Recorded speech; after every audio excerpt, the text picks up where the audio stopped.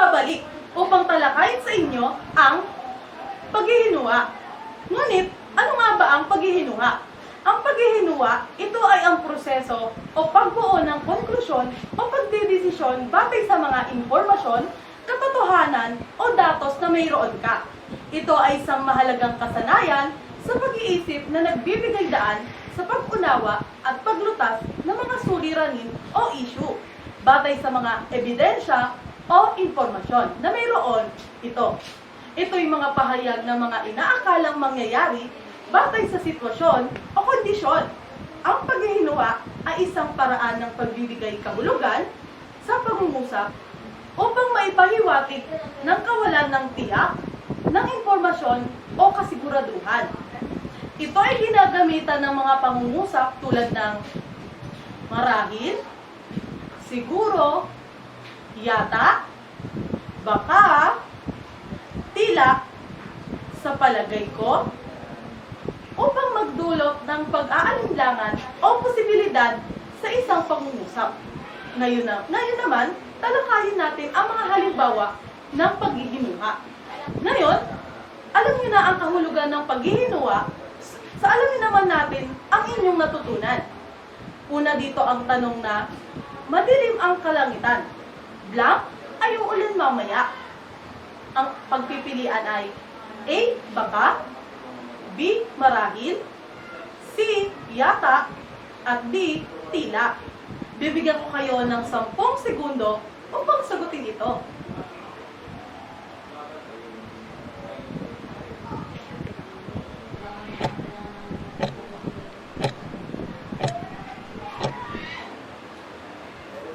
Ang tamang sagot ay B. Marahil.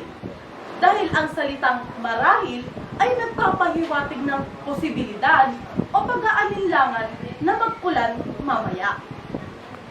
Ang pangalawang katanungan ay, hindi pa siya umuwi. Blank, nasa opisina pa siya. Ang pagpipilian dito ay A. Baka, B. Marahil, C. Siguro, at D. Tila. Ngayon, bibigyan ko kayo ng 10 segundo para sagutin ito.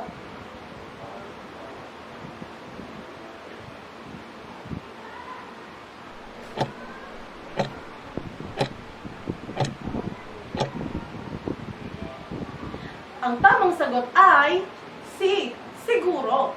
Dahil ang salitang siguro na paghihinua ay nagpapahiwatig ng posibilidad o kawalan ng tiyak na impormasyon kung nasa opisina pa siya. Ang pangatlong katanungan ay ang naghahanda sila blank magkakaroon ng pagtitipon sa Sabado. Ang pagpipilian ay ang A. Baka, B. Yata, C. Siguro, at D. Tila. Bibigyan ko kayo ng 10 segundo para sagutin ito.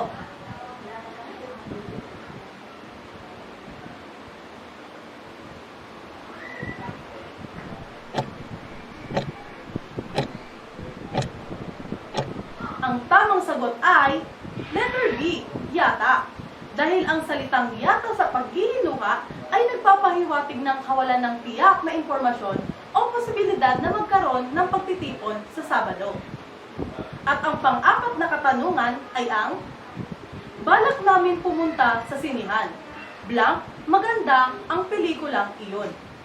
Ngayon, ito ang mga pagpipilian. A. Baka, B. Marahil, C. Siguro, at D. Tila. Ngayon, bibigyan ko kayo ng 10 segundo para sagutin ito.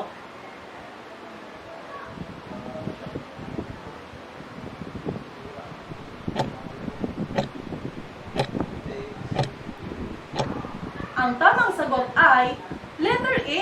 Baka. Dahil ang salitang baka ay nagpapahiwatig ng posibilidad o pag-aalinlangan kung maganda ba ang pelikulang tinutukoy. At ang panghuling katanungan natin sa patungkol sa paghihinuha ay ang puntahan natin ang bagong teatro. Blank, magugustuhan mo ang bagong kanta na nandoon. Ang mga pagpipilian ay A. Baka, B. Marahil, C. Siguro, at D. Tila. Ngayon, bibigyan ko kayo ng 10 segundo para sagutin ito.